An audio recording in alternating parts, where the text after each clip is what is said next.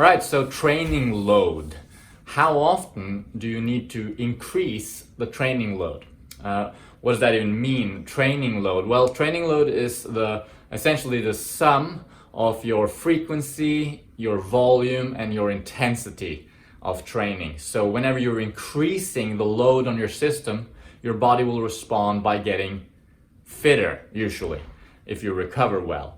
How often you need to do this, though, in order to progress long term? That's what we're going to talk about today, so stay tuned.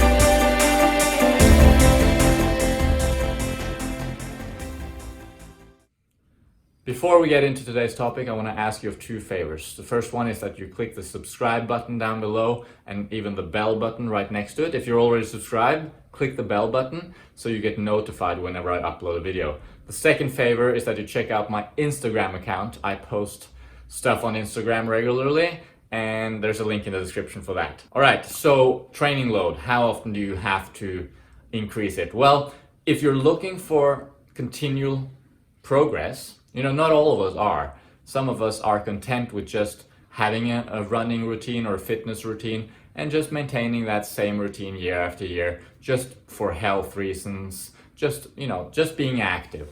But others, like myself, we want to progress continually. And for some people, myself included, try and reach our potential and actually come up against our absolute limits in terms of fitness. How do you do that? Well, that means you have to overload the system on a continual basis progressively. Okay, you hear the term progressive overload. That's something that you hear a lot in bodybuilding and weightlifting, of course, but it's also true for runners. It means that if you want progress, you need to constantly do more, okay? Because after a certain amount of time, your body will have adapted to whatever you are doing, and you will not get any fitter. The only way then to get fitter is to increase the stress on the system once again beyond that which you're adapted to, and now the body will respond to that by reaching a higher level of fitness yet. Of course, this only works if you recover, because it's during the recovery that you're actually gaining fitness, right? When you're training, you're breaking the body down. During a workout, you break the body down. And then in the recovery, over the next few hours, the next few days even, that's when the body actually makes adaptations to accommodate the training that you did. And at the end, it gets fitter. All right, so but how often do you need to increase the load? Well, there's a rule that says you don't want to introduce more than one new stress in any given period. All right, so let's suppose that we have a person that has been stable for a few weeks at a certain training load, and now we're increasing the volume, say, right? So how much time that person is running per week.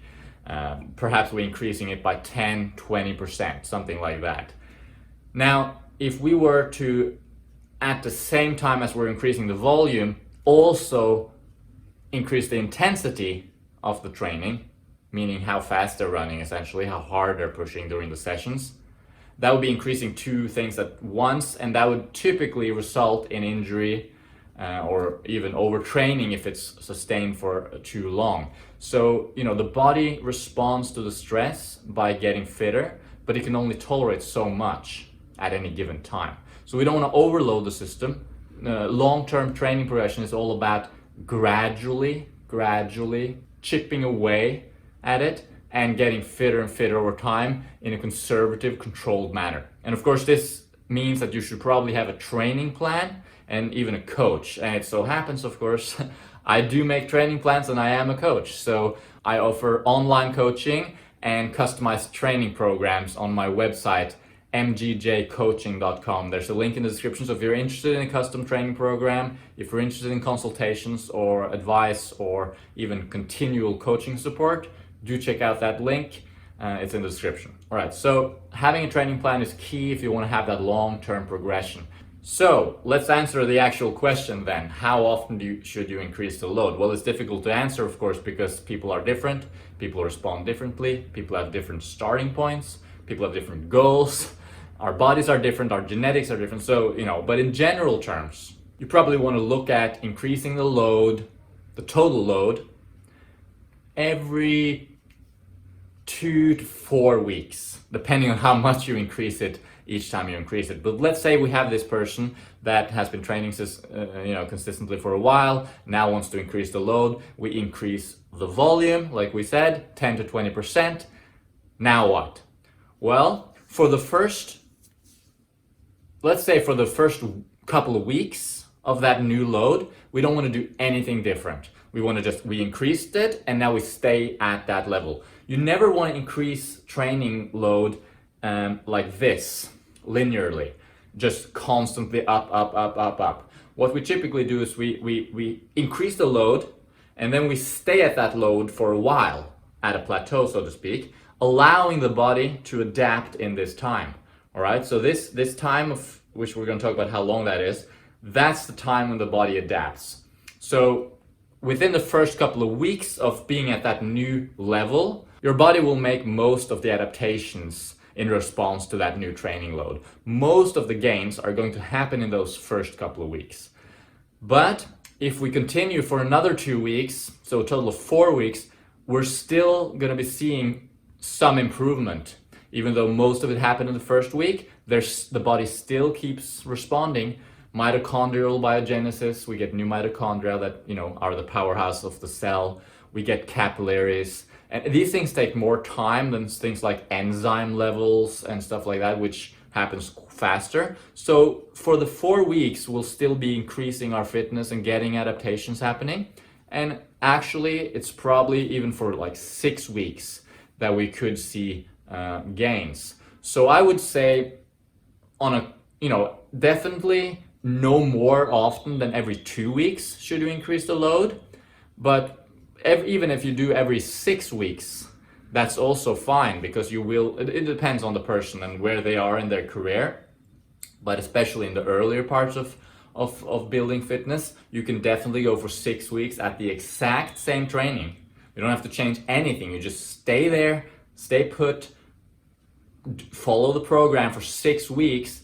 Then at that point, you'll probably have started to plateau a little bit, right? Your fitness has plateaued. You're not getting much faster. We could argue that, even for another 6 weeks after that, the body would still be responding a little bit to it in terms of capillaries, etc. Perhaps, but that's okay. At that point, the body is ready to handle a new increase in the stress. That's the point. I wouldn't, as I said, maybe as early as 2 weeks. If the increase in load is very small, if it's just a tiny increase, maybe we can do it again after 2 weeks, and we could do it every 2 weeks. But that's pretty aggressive. I would say every 4 to 6 weeks, you want to increase the load by one parameter. So that means you either increase the volume, as I said, and nothing else. But if you want to increase the intensity, for example, you got to keep the volume the same, right? So let's say you're running like 5 hours a week, do that for 6 weeks, and now you're ready to go up. You go up to like 6 hours a week, all right?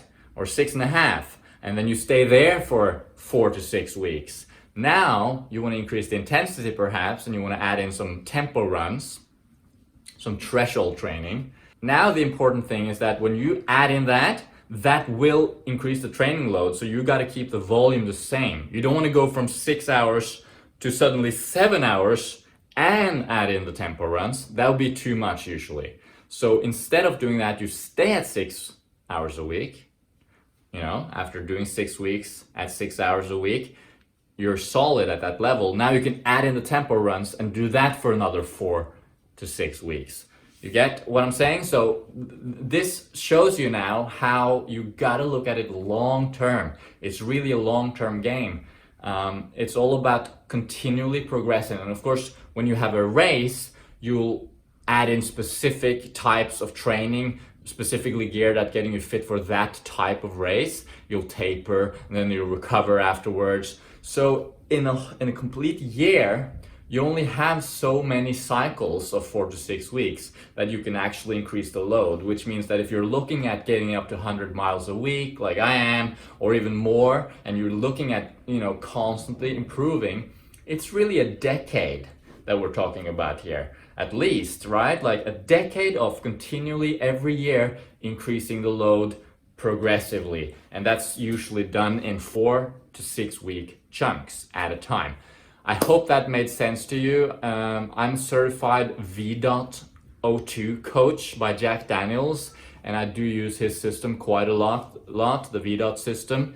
If you're interested in learning more, maybe you can check out the book. There's an affiliate link in the description to the Daniels Running Formula book, which is based on a lot of what I just said. This is also a basic Arthur Lydiard type approach. I'm also a certified Lydiard coach actually. And this whole idea of gradually building something over time, building that aerobic base is really key aspects in that regard. Anyway, that's it for today. Check out my link in the description to my website, mgjcoaching.com, if you're interested in that coaching. And as I said in the intro, follow me on Instagram if you want some cool content. And if you're interested in my training logs, you can also follow me on Strava. There's a link in the description for that too. Thanks a lot for watching. Let me know in the comments, how many miles do you run, or kilometers, do you run per week? I want to know. See you around.